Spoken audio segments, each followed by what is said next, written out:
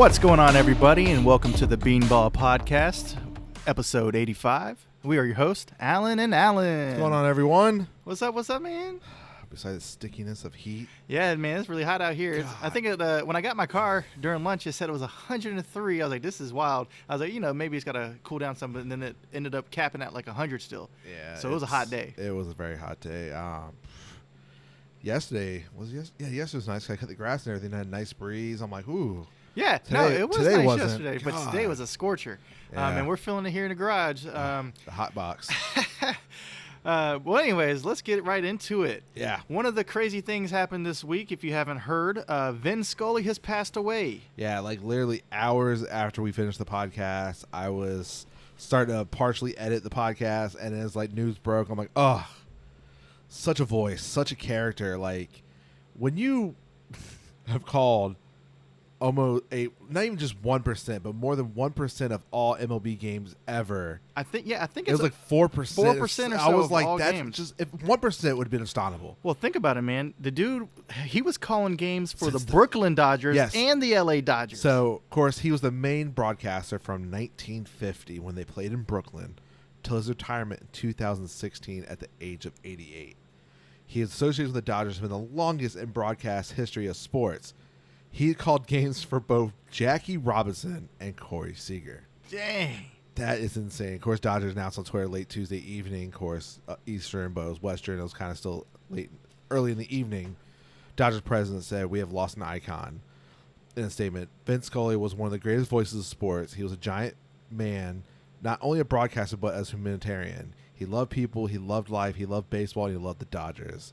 And he loved his family. His voice has always been heard and etched in all those minds forever. I know he's looking forward to joining the love of his life, Sandy. Our thoughts and prayers go out to the family during this very difficult time. So aside from, calling Dodger games, Sully was on the mic for 25 World Series, 20 no-hitters, 12 All-Star games, and 3 perfect games. Yeah, man. It kind of goes with the territory when you're broadcasting for a 67-year career. And then even football from 75 to 82, including Dwight Clark's infamous catch of the 1981 championship game, as well as professional tennis and even PGA Tour. Talk about a career. Yeah, so, like you said, he's called the games for a lot of greats and a lot of people that you don't even think of. Like, he called the game for Sandy Koufax's perfect game. Yep. Out of the 23 perfect games in history, he's called. He was on it for 13% of those. Yeah, 13%. 3. It's insane. And of course, other notable games, of course, that perfect game in '85. But he called the game when Hank Aaron broke Babe Ruth's home run record in '74.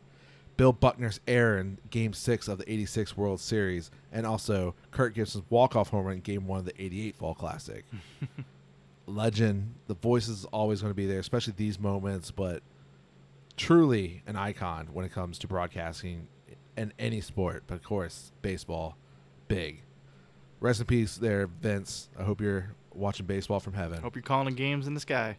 All right, so of course, big topic last week was trade deadline was Juan Soto.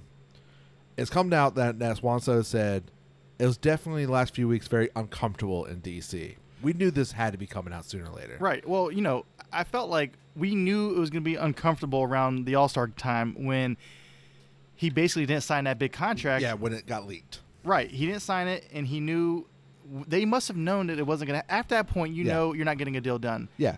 So he called his final weeks very uncomfortable after the news of the $440 million contract extension was leaked to the media. Well, yeah. We try to keep it private as we can. The number came out, and it was really tough. It was uncomfortable. I was trying to get things privately, keep talking, all kinds of stuff, but then just throw that number out there. It feels very uncomfortable. It just shocked me, and it feels really painful. At the end of the day, it is what it is. I was feeling great with the team.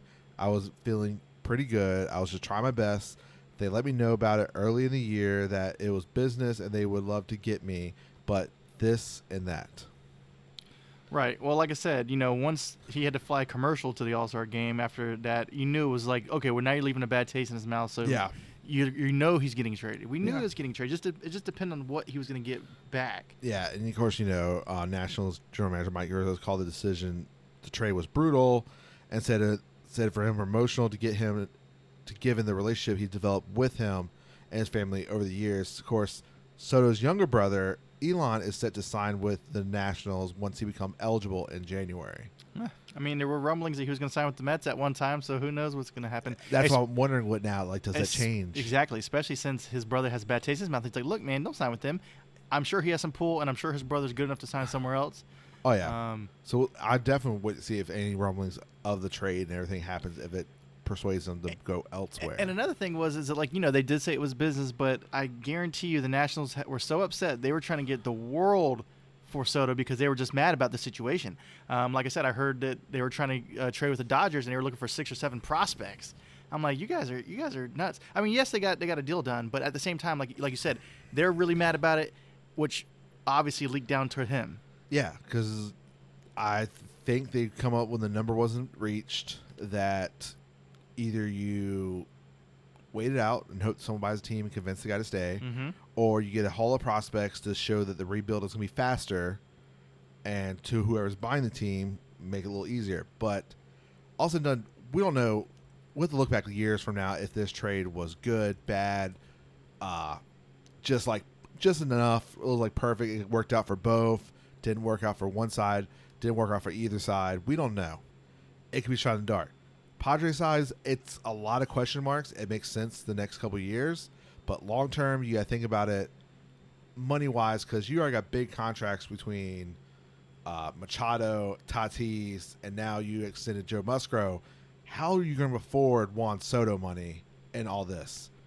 You're talking luxury tax. You're talking about Steve Cohen money. I don't think that owner has it. We don't know, but next 2.5 years, Soto's in a Padre uniform, but so far, not so good in that uniform. Yeah, well, I mean, it's getting used to. Yeah. I'm sure it'll be fine. Look, he's not one of those guys I think is going to be a big bust, but No. you never know. I mean, it just brings me back to when Stanton was traded he was like, that was one of the biggest contracts I remember It was. in a It short was the term. first I was big like, one. $300 million over 10 years. That Yeah. was mind blowing. Yeah. He hasn't lived up to it yet. I mean, yes, he's having a great year this year, but It took a couple years to get healthy. I don't think it's going to take a couple years for No. Soto. I feel like it's going to take.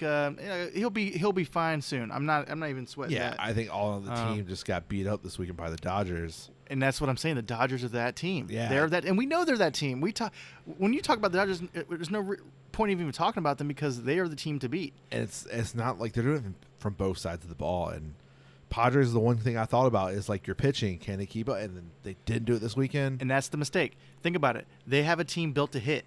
The Yankees, they tried that the last couple of years, and we saw that's not it. This year, somehow, they're pulling it together, but I'm saying you can't just rely on the long ball. You have to have pitching when it comes down to it. Yeah, so we'll see if Slam Diego gets together. They'll work it out, get ready for that postseason push. But I'm almost certain right now they're not going to catch the Dodgers, so we'll get into that a little bit. But it's Field of Dreams week. Yes. If you guys don't know, I don't know when this is going to air, but the Field of Dreams game is this Thursday. Yeah, so most likely this will air if you're listening to it on hopefully Wednesday. But yeah, Thursday night at 7:15 on Fox, we'll get round 2 of the Field of Dreams game. But this year, unfortunately, it's not 2 good teams. But okay, yes, Alan's Yes. right. It's not 2 good teams, but we're getting the Cubbies, Chicago, and the Reds. Yes. But what's cool about that is that they're both like old school teams, so Yeah. we get a little old school feel. So I just want to know if they're coming out of the cornfield again. yeah, to what our knowledge, they're going to get bust in. Is Kevin Costner going to be there? I don't know. That was a big thing in the first game last year. We'll see who they bring out this year. I mean, it was pretty exciting when he hyped it up and was talking, Yeah. and then they just came through. It was one of the best intros in baseball, in my opinion, ever. It's going to be hard to do that every year. I agree. No, I agree. First one's special. This one, we'll see if they bring something out. But yeah, here's everything you know about the second so far. So like last year, there was a lottery exclusion for Iowa to get the games. Becoming available in June. As of Monday afternoon, the cheapest ticket for resale was $692 for the game. The stadium only holds 8,000 fans. Is it still just available to a few Iowa, select? yes. Oh, just you have to be an Iowa resident? Yes. Wow. And if you win the lottery, you buy the ticket, and that's how you resell. Oh, you got to get a lottery too to get the ticket? It's a lottery, yeah. 600 seems cheap, man. Well, think about it. It's only 8,000 seats. I know, but it's a what I'm big saying, game. if it's only Iowa residents, there's only a few select, and you got to win a lottery. I Yep. think it's 600 is cheap. So yeah, so just shy of 700 was the cheapest game as of Monday. Cheapest ticket is Monday. Cubs and Red players will get police escorts at the stadium. Once they get there, just like the movie, they'll walk out the cornfield and a 16-foot removable fence in right field. Yeah, I mean, just think about it. You got a baseball field surrounded by 159 acres of corn. They got a corn maze there if they still got it. Yeah. Dude, I don't care what team's playing. It's going to be good. Yeah. Just, Reds first baseman and, of course, six-time All-Star Joey Votto will be mic'd up for the game. And Cubs All-Star outfielder Ian Harp will be mic'd up as well. Of course, they'll appear with Fox broadcast throughout the game, have a conversation with Joe Davis and John Smoltz calling the game. Of course, both teams revealed their jerseys on Monday. The Cubs will wear their touched-up version of the late 20s home uniforms with the Navy caps as they wore in 1914. Meanwhile, the Reds will wear the striped uniform that the team wore back in 1919. Yeah, man. It's going to be exciting. I mean, I think just the experience alone is pretty cool. Yeah, that's like a bucket list. You have to go to that game. I think like any diehard baseball, like you're going to – like World Series, of course, is always one, All-Star. But I think if this is going to be every year – you're going to like, I want to go to a Philadelphia game at least once. Yeah, absolutely. Like, who doesn't want to go there? Yeah. I want to watch the movie before the game starts. I want to go I'm go trying to to pull game. up and see who's possibly pitching in the game. Drew Smiley versus is this Lotto for the Reds? Let's see who it is. Nick Lodordo Okay. Well, is our pitching matchup for the game. Look, man, either way, it's going to be exciting. It's going to be hard to top last year because last year was like the intro. It was catching everybody like all brand new. And two hot teams. And they had a walk-off hit into the corn. Like, it was just amazing. Yeah. Look, I'm excited either way. It'll be fun to watch. Yeah, very much. I can't wait. It was something special last year. Definitely be watching again this year. So, hope y'all enjoy that game. All right. We might be a little biased, but the stats... You can't deny it. The last 30 days, roughly around the All-Star break, we had a little more so I did 30 days of stats and stuff. Not even the starters, everything the Mets pitching staff has been on fire, if not named a Dodger pitching staff. Of course, Dodgers are the best ERA in baseball the last 30 days, but Mets as a team has a 2.88 ERA from a pitching staff. Starters alone, I'm almost certain, has a low 2 something. If I remember, I had a stat, I couldn't find it again. But when you have a healthy Max Scherzer who has a sub 2, like a 1.198.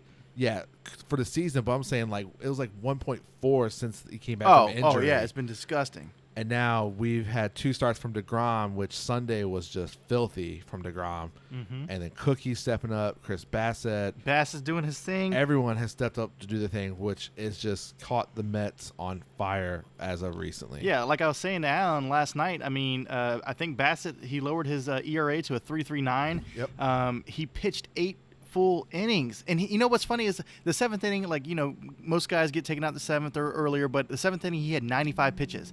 He goes into the 8th inning and he tells the coach when he comes off the man's like, I'm good. I'm coming back in next inning. I'm good. So they're like, all right. And he went back in the 8th and a little bit of a scare, but yeah, dude. He got through it. Bassett was looking great. And I really like the fans out there when they're putting out the Ks, the strike zone for Bassett, because they got a little Bassett hound out there behind it. It's pretty cool. But like you said, you got Bassett at a 3.39, Max Scherzer's at a 1.98, Carrasco's under 4. He's at a 3.73. And then, you know, Taijuan Walker's a 3.45. Like, these guys are there. And then we just got DeGrom back. We don't have enough to really like a 2 point gauge something it. through 2, but like 3 earned runs. And then, like you said, DeGrom two. just came back. It's his second start this week. He threw he was 5 and perfect, 2/3. Yeah, perfect with 2 outs in the 6th inning. And then he gave up a walk. And then he gave up a 2-run home run. But other than that, he was lights out. I think you said he touched a 102, 103. So the first inning, you know, DeGrom 100, 101 sometimes rarely, but when you're throwing 103 in the first inning, you know, and of course it was his home debut for the season, and over a year pitching back at Citi Field, the nerves had got to him, the little extra umph coming out that first inning on a Sunday day game, which day game DeGrom is a legit stat where he is almost unbeatable during day games. But when he was getting touched at 102, 103, you're like, this is not going to be a good day for Braves. Right. And then when the average fastball this year is a 91 and DeGrom average slider is a 91, it's not fair. It's not fair for batters. It's not fair, yeah. And it also helps to have the best closer in the game right now, in my opinion. I mean, sound the horns. Yes. Edwin Diaz, man, his ERA is a 1.39. It's just when he comes in, it's just automatic. When you hear those horns and he's coming out of the bullpen, you're like, oh, well, we just won. That's it. Like, this year is what the guy we traded for years ago. Like, this was the closer that went to the All-Star game that year. Like, we're like, okay, we're getting a solid closer. The first year, a little hiccup. Second year, like, but this is the year, and he's putting together, and it's a money year for him. His contract's up after this season. He can get his first big deal, and he's putting one of the best seasons together, especially when you almost struck out, I think it was, 92 out of the 127 batters you faced. You struck out 90 of them. And most time it's been 3 straight to close the game. Like sit them down. Thank you. Have a great day. Yeah, like you said, he's got 91 strikeouts and 45 innings of work. Yeah. That's pretty good. That's pretty solid. He's only given up 27 hits.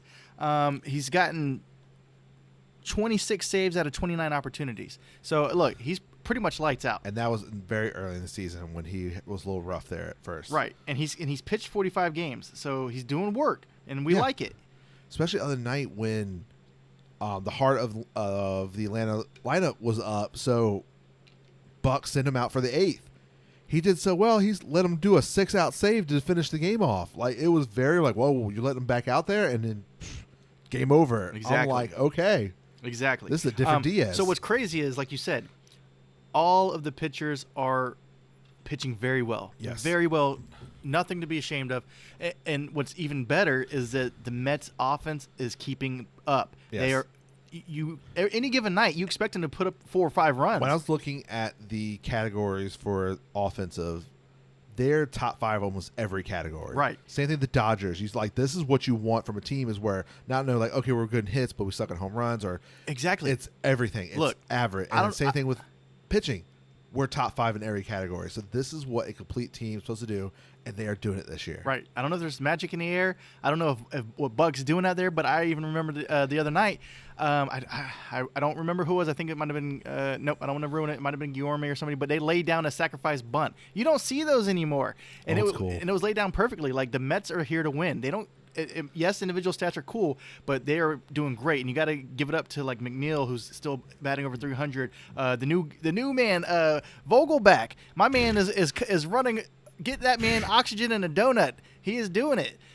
Yes, and then you got Lindor. He is quietly having an all-star season. So since the all-star break, both Pete and Lindor going into the last night game had like the same average of just under 400 since the all-star break. Yes. The RBI totals are and creeping. They're right behind each other in the lineup.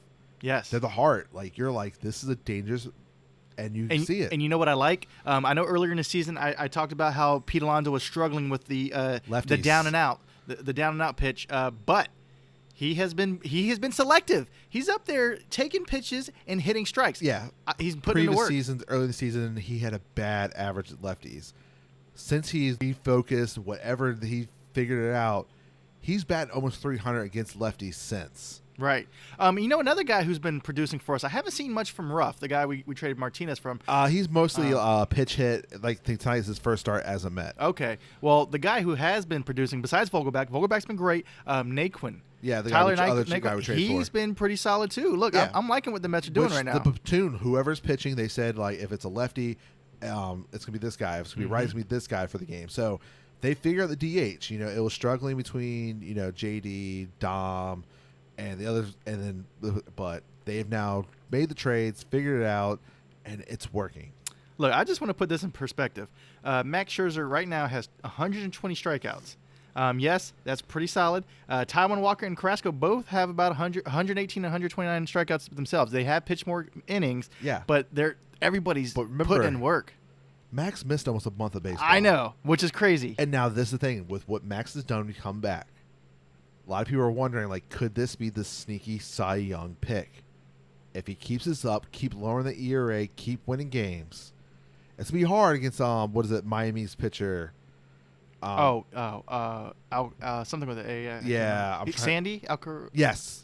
Anyways, he's really good. Between his innings, his strikeouts, he's been putting up. Yes, he's had some rough games, but could Max put lights out the rest of the way and be in talks for another Cy Young award? Absolutely. I mean, he's definitely going to be in talks. Yeah. But there's a lot of good competition, like you said. Yeah, there is. Uh, But man, like it is something special to be watching right now as a Met fan. Absolutely. This is what we dreamed that the 2015 era Yeah. or like the Matt Harvey era teams were going to And be. then like the crazy stat going into last night's game that both Yankees and Mets had the same record this late in the season.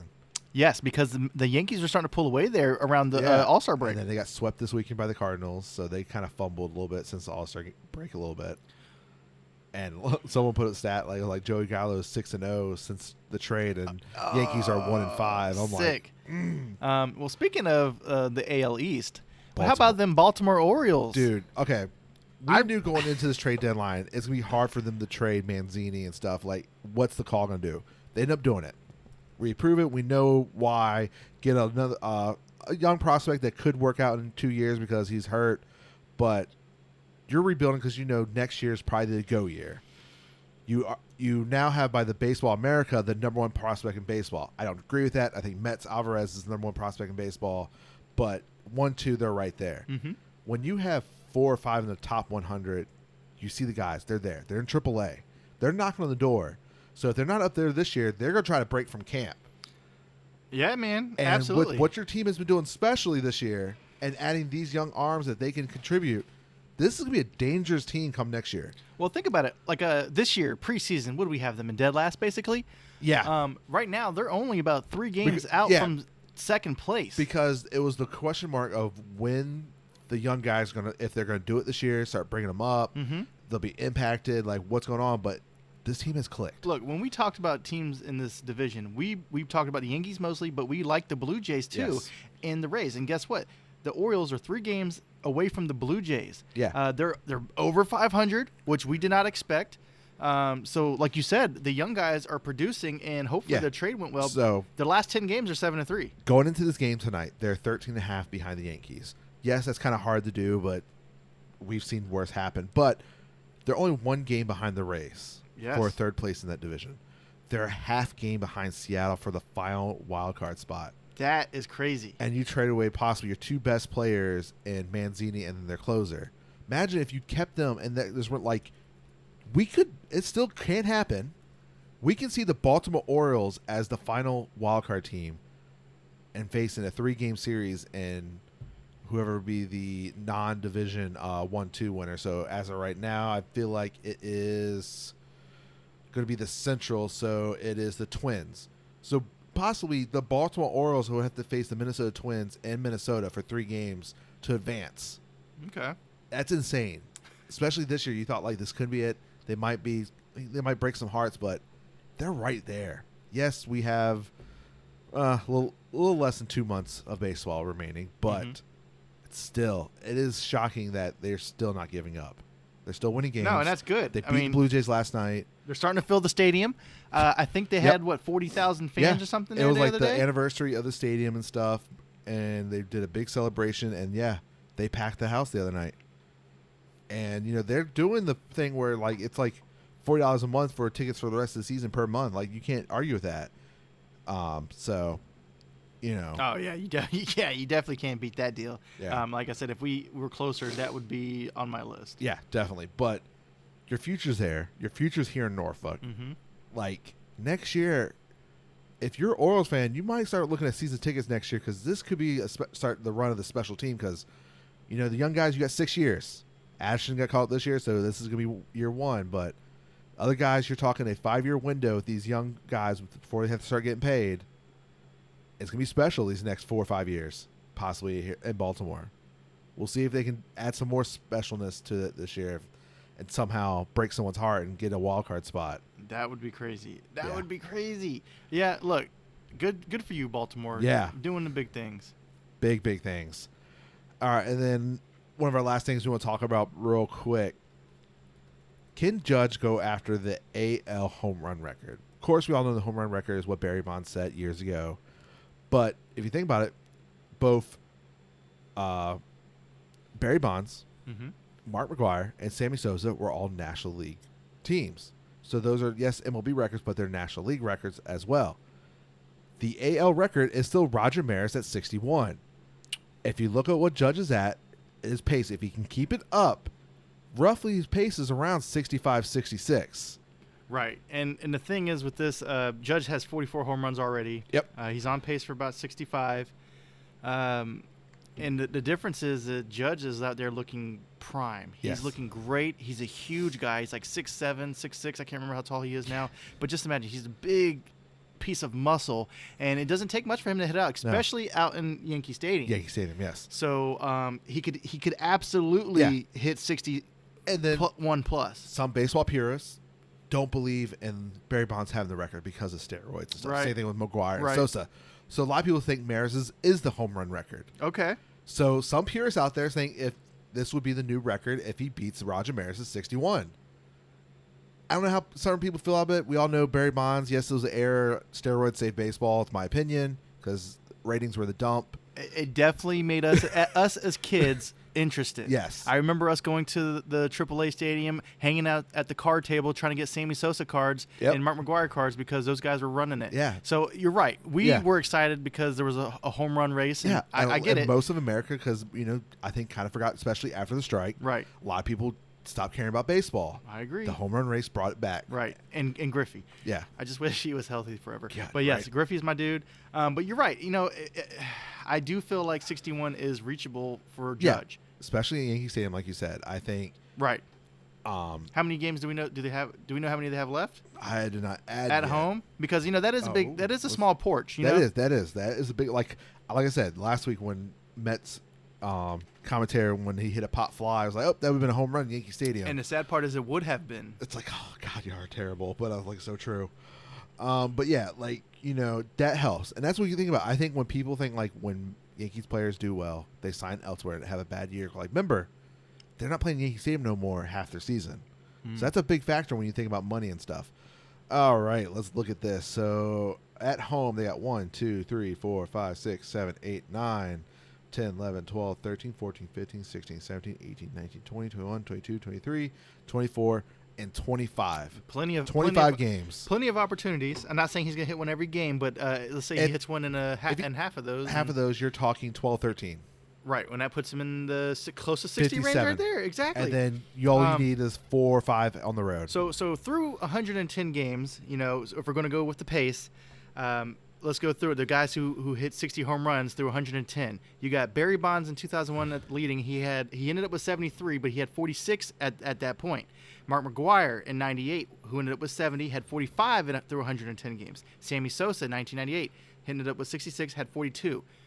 Judge, who's on pace for 65, currently has 44. He is right there with all of those guys. Yeah. Roger Maris had 41, so Judge has more home runs than Roger Maris at this point. Yeah, and I swear I thought Stanton hit 60 that one year, but I guess he just came up short, and I forgot all about it, that he didn't quite get there that MVP season. But well, that's why he got paid. Yeah. Because they thought we're going to get that forever, which is why Judge is going to get paid, because somebody's going to take that chance when he hits 60 home runs this year. When he does. If he comes up short, he'll be at 58 or so. Dude, but when he hits 60 plus. If he hits 60 on a contract year, God. You know what the sick part is?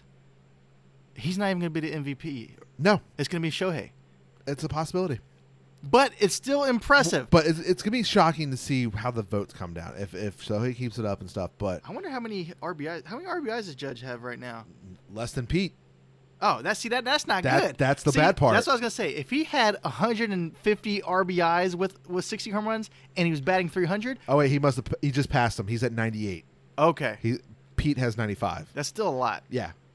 Okay, he's on a good pace, man. Yeah, but I know there like a week or so ago he had less than Pete. I'm like, but had way more home runs. I'm like, that's not looking good. You need to get those RBIs up. Now let me go through this scenario. Yankees. I don't know who they have to play left or who they have left to play, but the other teams who are in the race might pitch around Judge. All right, I'll tell you what they got. Okay, so they're in Seattle right now. Then they go to Boston, home against Rays, home against Blue Jays, home against Mets. They go to Oakland, to Angels, to Rays, home against Minnesota, home against Tampa Bay, at Boston, at Milwaukee, home against Pittsburgh, home against Boston, at Toronto, and the last home game series is against Orioles, and then last series is at Texas. So what you're telling me is there is a very good chance he's going to be hitting a long ball. Yes. Because the teams you just named are nothing to be afraid of. There's a lot of teams that are not good pitching staff that Right. they're going to be But facing. but like I said, what if they pitch around him? There's a chance. And they could, because if you're the hottest hitter in baseball and they're trying to get a W, they don't mind pitching to whoever's behind you because they know you're the guy right now. Especially if everyone else is struggling around them. That's what I'm saying. And the pitching staff is struggling. Right. So they could treat him like Barry Bonds. Give Yep. him the Barry Bonds treatment, and guess what? You'll be short of 60. That could happen. Yeah, and like the pace, when someone pointed out to me the pace, I'm like, shit, we're finally going to see a 60 home run season possibly. And what's crazy is the pace at this time of the season. Yeah. Because, we talk about it at the beginning of the season. That's not you're not going to be able to get that longevity. Like 60 home runs, I feel like it's like a 20-game winning. Like, we've seen it done in the past. Could it be the season we see it? Maybe. We don't, it's like, But then it makes sense that a Yankees doing it because of the stadium. That does help. And then it's just, like I said, Judge bet on himself. He didn't like that $200 million offer. Yeah. It's like, guess what? And he's just swinging, playing center field as one of the best center fielders. So, yes, that it's all confidence. I think he even robbed somebody of a home run recently, did he? He's playing better center fielders than he does recently. So that's what makes teams take notice. Not only is he crushing the ball, he's playing outfield pretty well. He can be that guy. And then now it's like, if you think, okay, now I think Bleacher, I put up like the too early call for free agents, because now since we're post trade deadline, you can start looking at the free agents to be like Cubs catcher. Like, that's one I still can't believe they didn't trade him, because now they're going to lose him for nothing. Because I was certain, like, I liked what Bleacher put out there, that they believe that he'll sign with the Astros. Makes sense. Astros need a catcher. He's probably going to be the top catcher out there. That makes sense. One, they believe, and then Aaron Judge was out there. I said, okay, I got to see what they think. And they put Dodgers. I'm like, there's no way in hell they can afford him. There's no way. I mean, there's a way. There's a way. You got to backload it and all that stuff, but there's no way. But they're going to want him. They're going to look at him. Because they want a Soto. And if they can't get Soto, Judge is absolutely next best in line at this point. I agree with that, but I'm just like, what? He wants around 30, because I think Yankees offer him 20-something average a year. I would hold out until Shohei 30-something. signs somewhere. So that's going to be the interesting part, because, and a lot of people believe that the Angels messed up with that. They should have traded him. Yes, because they're afraid to. I heard they're afraid to trade him. Yeah, they're afraid because they feel like, but you think about it now. You're going to only give away Ohtani for a 1-year service. Mm-hmm. And who's going to give you Hall of Prospects for 1-year service of Ohtani? No one, because you don't know if these last 2 years are a fluke. Mm-hmm. The injuries, like, what happens if we trade away all our prospects and he gets hurt and we're screwed? I agree. That's going to be interesting. So, Judge, yes, he can re-sign the Yankees. I think, of course, playing the Yankees. It depends on how much he likes it there. And it depends what kind of money they offer him. If they offer him the right money, it's a no-brainer. Yeah, I think because he returns. That's the porch that he likes. And then you think about it. He is your face. He is your current Jeter. Like, that is your face of the franchise. 100%. Like, do not let him go if you are a Yankee. Like, if you lose him, who's going to be your face for the future? Yeah. At this point, nobody sticks out to me except for Judge. I remember, like you said, Stanton. But Stanton, you have stars, yes. You have stars, but you don't have the star. Guy. Yeah, the guy, because you have a lot of the guys. Yes. But when you put a lot of the guys together, the guy out of those guys is Judge. Yes. Right. It'd be stupid for a homegrown talent to let walk after an MVP season. I agree. Especially Hank Steinberg would be rolling in his grave if you saw what was happening with his Yankees if they let Judge walk. Oh, he'd be big mad because he'd be so mad that the Dodgers are doing what they do. Oh yeah. He could not let that happen. And then someone put out there like it's like Hank Steinberg would really turn on his grave if Judge is in a Mets uniform across the city. Please let that happen. Just imagine it. Lindor, Judge, and Alonso. I was like, yeah, Yankees fans would hate, but I'm not. And then you got McNeil and Nimmo up there. Oh, but my. That money for Judge is going to be ridiculous this offseason. Like, it's going to be good. It's going to be good. If he keeps this up, hits that 60+, gets the AL record, wins MVP on a contract year, man, that negotiation period for whatever teams reach out to him is going to be intense, I bet. Yeah. Because, yes, he's older. So this is going to be his one big payday. Right. Because he's, 32, I think. So you're talking a 6-7 year deal, possibly. Yeah, but 6-7 year deal at like $39 million a year. 35 to 40, possibly. It's got to be. I'm just comparing it to Stanton. I mean, this guy is the deal right now. So yeah. I'm just thinking it's gonna be interesting, and especially we'll see what he does like postseason too with the Yankees. We'll see what happens, but man, payday. He bet himself. It's a W. As of right now, it's a W for you, Judge. All right, I think that's all we got for you this week. Anything else? No, I think that's good. Just want to say Mets keep doing their thing, so y'all better watch out. Yeah. Of course, subscribe to all our social medias, especially our TikTok. Exclusive content over there. Tell your friends. Right? We'll catch y'all next time. Peace. Peace.